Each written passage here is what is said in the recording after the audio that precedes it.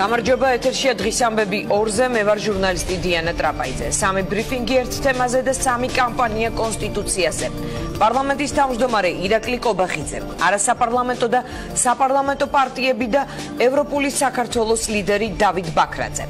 იწყება სამი კამპანია. დავით ბაქრაძე იწყებს კარდაკარს, რომ მოაგროვოს ხელმოწერები პლებისციტის ჩასატარებლად. არასაპარლამენტო და საპარლამენტო პარტიები და არასამთავრობოები იწყებენ კამპანიას დაიცავი კონსტიტუცია, ხოლო მართველი გუნდი იწყებს საერთო სახალხო განხილვას დოკუმენტის.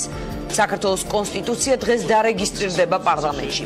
ამ სამი კამპანიის პარალელურად მიმდინარეობს მეოთხე კამპანია, რომელსაც ასე ქვია კონსტიტუცია ყველასია და მისი ავტორი საქართველოს პრეზიდენტი გიორგი მარგველაშვილი და პრეზიდენტის ადმინისტრაცია. მოდით დავიწყოთ დღეს გაკეთებული განცხადებებით. პირველი ეს იყო ირაკლი კობახიძის ბრიფინგი და ჩვენ მოვისმინეთ რამდენიმე მთავარი ფრაგმენტი ამ ბრიფინგიდან. შეიძლება მოხდეს ამ სისტემის, უკეთესი სისტემის სრულფასოვანი ამოქმედების გადავადება 6 წლით. ანუ საუბარია იმაზე, რომ ჩვენ გრძელვადიანი ხედვის საწინააღმდეგოდ შეიძლება გადავავადოთ ამ სისტემის სრულფასოვანი ამოქმედება 6 წლით და ეს უნდა გაკეთდეს თუ აქვს ასეთ ტიპის, ასე ვთქვათ, პოლიტიკური კომპრომის ბუნებრივია აზრი.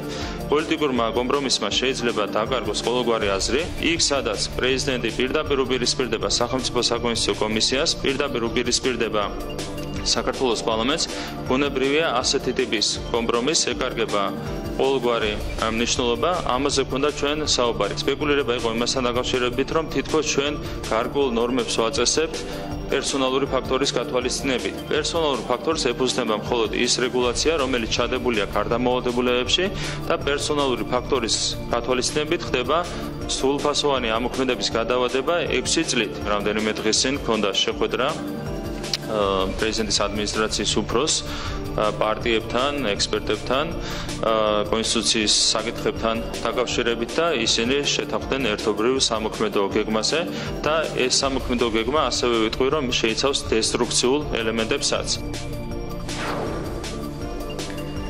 მაშინ როდესაც პარლამენტის თავმჯდომარე მედიას რედისონში ხვდებოდა ეროვნული ბიბლიოთეკის ერთ-ერთ დარბაზში არასაპარლამენტო და საპარლამენტო პოლიტიკური ძალები დეკლარაციას აწერენ ხელს და იწყებენ თავიანთ კამპანიას. ჩვენ შეგვიძლია ეს ფრაგმენტიც ვნახოთ.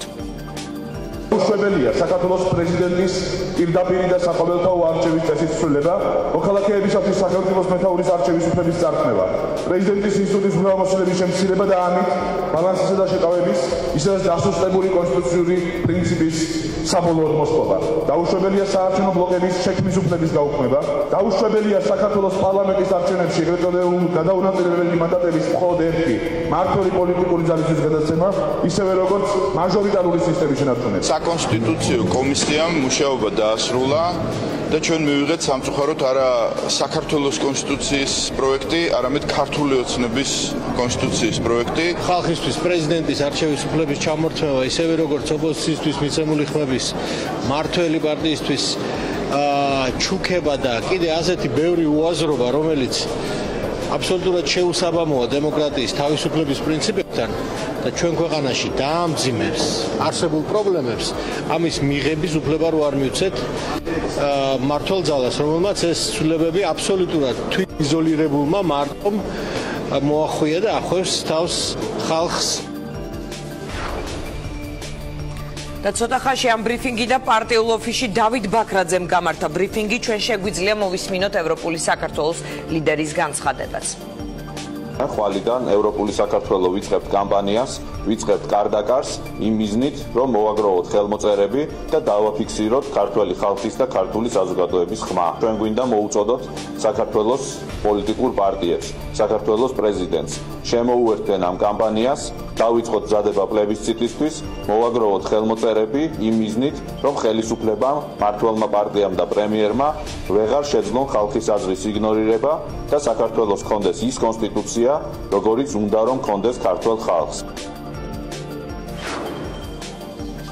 ჩვენ ვიწყებთ ახლა საუბარს ჩვენ სტუმრებთან. ჩვენი პირველი სტუმარია დავით მათიკაშვილი, ის წარმოადგენს ქართულ ოცნებას. ბატონ დავით, გამარჯობა, მოგესალმებით. მოგესალმებით დიანა, მივესალმებით ჩვენს ტელემოყურებელს. კარგით. სად დაუპირისპირდა პრეზიდენტი კონსტიტუციურ